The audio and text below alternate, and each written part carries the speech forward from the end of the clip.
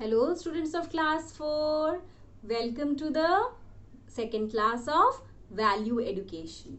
So students, today we will start a new chapter, that is second chapter, God the Savior. Okay? See page number 10, all of you. Chapter 2, God the Savior. Why God is known as Savior? Because God always protects us. Okay?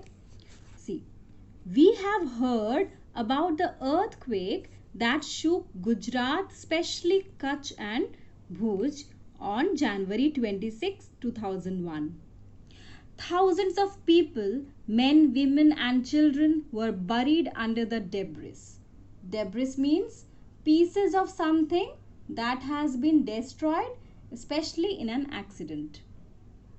The earthquake occurred while the people were asleep and it became their last sleep. Thousands of animals were also killed. In the morning, people saw the blood of their brothers and sisters smothered all over the soil of their motherland. Many criticized the cruelty of God, but a very few tried to see and experience the divine hands of God. They recollected the words, "It is not our will, but your will be done."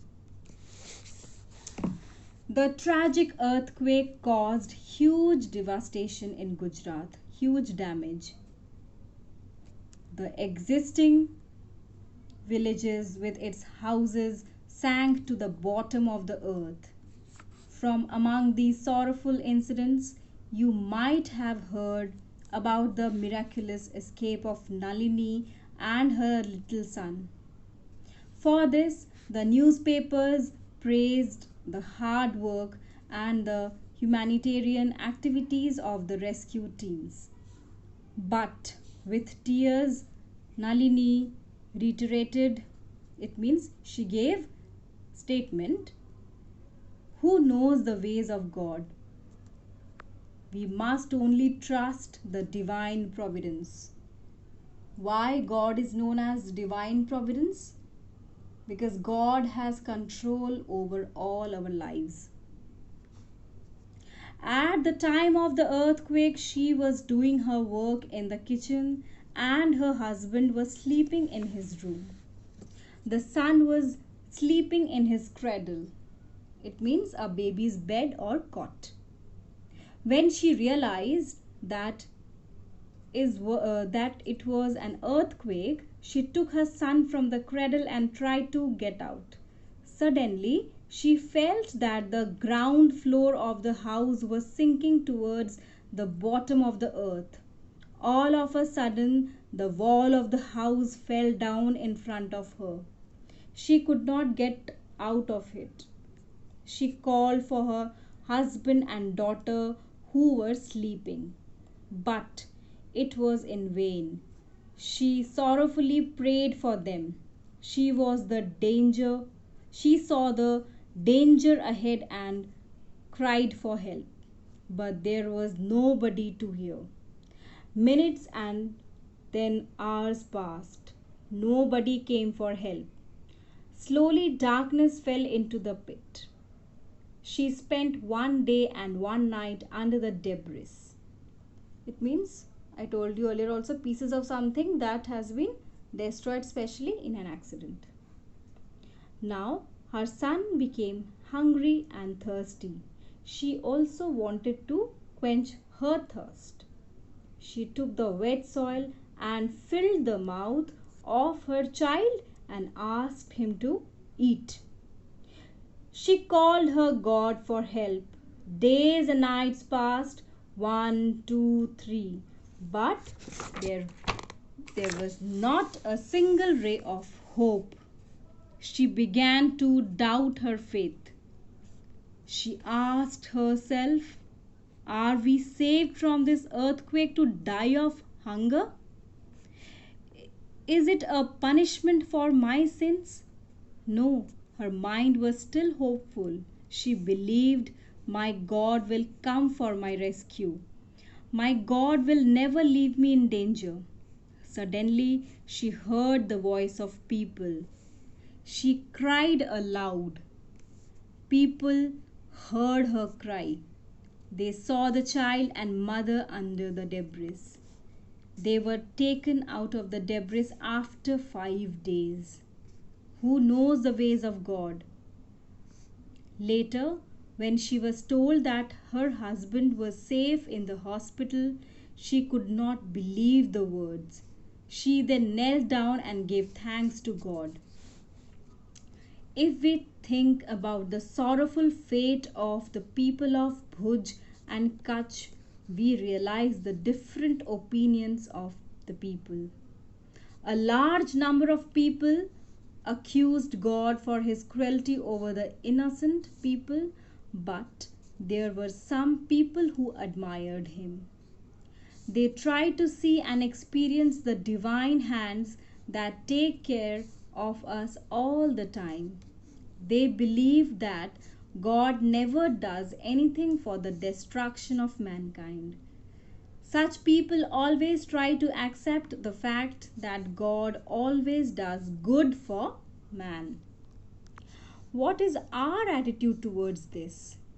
How should we consider this?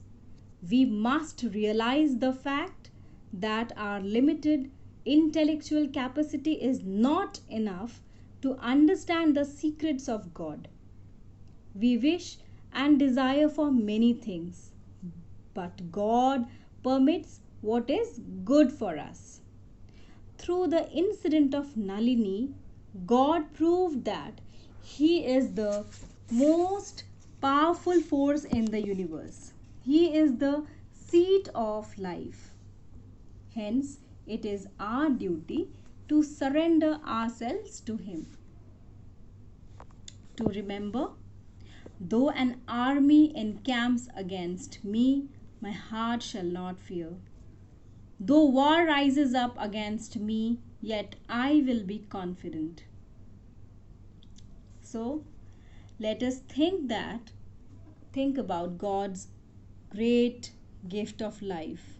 We should thank Him and praise Him. Let us ask for His graces to keep this life holy. So, students, what we have learned from this chapter? What is the moral of this chapter? God is the most powerful force in the universe. God always does good for us. We must have faith on Him and we should thank Him and praise Him every day for giving us this wonderful life. It is our duty to surrender ourselves to Him. It is our duty to obey Him and follow His guidelines. We should lead a life that is full of faith, love, and courage. We should not mislead anyone. Always remember, we are the best creation of God. So, we should make good use of it. It is not our capacity to understand the secrets of God. Just love Him as much as He loves us. Understood? Now, see the question answers. Fill in the blanks. Number 1. The tragic earthquake caused huge devastation in Gujarat. Write down devastation in Gujarat. Number 2. Nalini's son was sleeping in his cradle. Number 3. Nalini called her God for help. Number 4.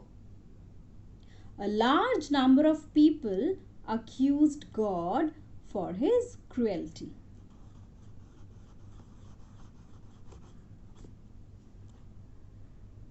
God is the most powerful force in the universe. Now let us discuss the question answers. When did the earthquake occur in Gujarat? You will write the answer like this. The earthquake occurred on January 26, 2001 at Kutch and Bhuj in Gujarat. Okay? I'm repeating the answer. The earthquake occurred on January 26, 2001 at Kutch and Bhuj in Gujarat. Okay. Question number 2. What did Nalini say about her miraculous escape? What you will write? Nalini said with tears, "Who knows the ways of God? We must only trust the divine providence." Repeating the answer. Nalini said with tears, "Who knows the ways of God? We must only trust the divine providence." Okay? See this one? This is number 1. And this is number 2. Next. What did Nalini give his son to eat? Nalini gave his son wet soil to eat. Okay? See this one?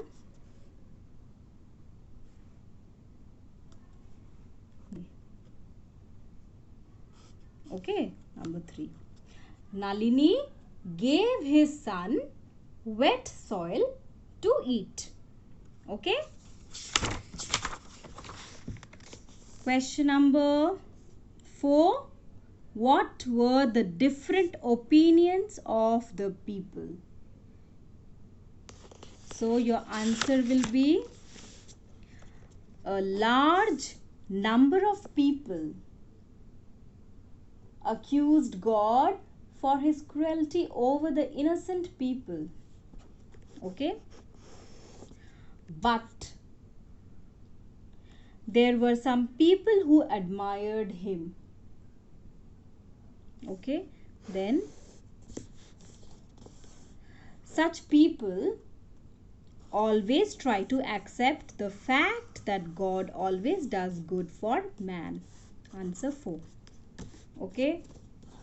This is answer 4. I'm repeating the answer. A large number of people accused God for his cruelty over the innocent people, but there were some people who admired him. Such people always try to accept that God always does good for man. Okay? See the last one. As regards God, what should we realize? So the answer will be, we must realize the fact that our limited intellectual capacity is not enough to understand the secrets of God. Okay? God permits what is good for us. He is the most powerful force in the universe. It is our duty to surrender ourselves to him. This is answer 5. I'm repeating the answer. We must realize the fact that our limited intellectual capacity is not enough to understand the secrets of God. God permits what is good for us. He is the most powerful force in the universe. It is our duty to surrender ourselves to him. Okay, this is your answer.